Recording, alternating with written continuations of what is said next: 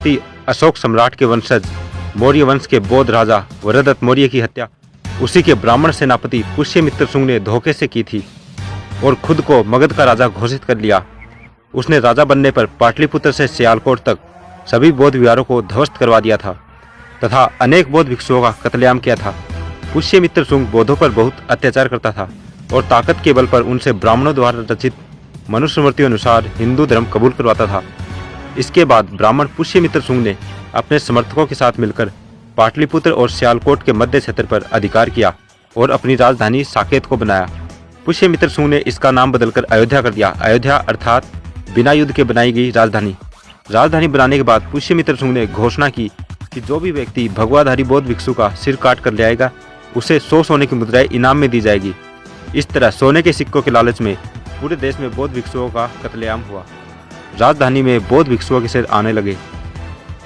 इसके बाद कुछ चालाक व्यक्ति अपने लाए हुए सर को चुरा लेते थे और उसी सर को दोबारा राजा को दिखाकर स्वर्ण मुद्राएं ले लेते थे।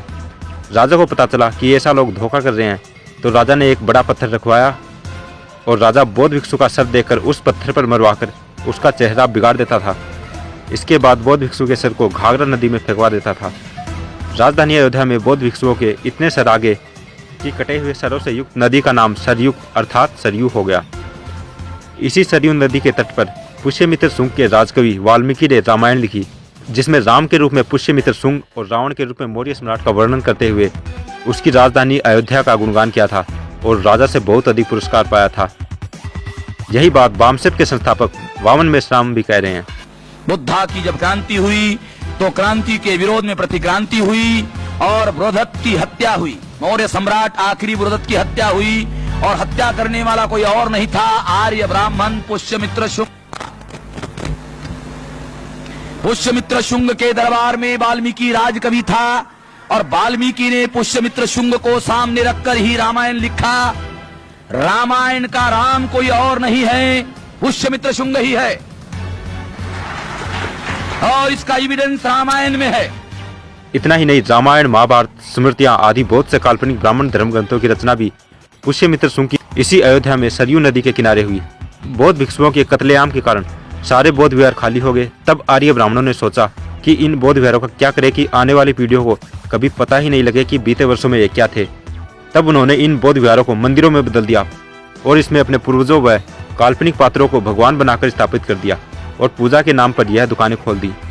ध्यान रहे, वरदत्त मौर्य की हत्या से पूर्व भारत में मंदिर शब्द ही नहीं था और न ही इस तरह की संस्कृति थी। वर्तमान में ब्राह्मण धर्म में पत्थर मारकर नारियल फोड़ने की परंपरा है। ये परंपरा पुष्यमित्र शुंग के बौद्ध भिक्षु के सिर को पत्थर पर मारने का प्रतीक है। पेरियार रामास्वामी नायकर ने भी सच्ची रामायण पुस्तक लिखी, जिसका इलाहाबाद हाईकोर्ट केस नंबर 412/1970 में वर्ष 1970-71 व सुप्रीम कोर्ट 1971-76 के बीच केस अपील नंबर 291/1971 चला, जिसमें सुप्रीम कोर्ट के justice PN Bhagwati, justice VR Krishna Iyer, justice Murtaza फातिज अली ने दिनांक 16 सितंबर 1976 को निर्णय दिया कि सच्ची रामायण पुस्तक यह सिद्ध करती है कि रामायण नामक देश में जितने भी ग्रंथ हैं वे सभी काल्पनिक हैं और इनका पुरातात्विक कोई आधार नहीं है, अर्थात फर्जी है।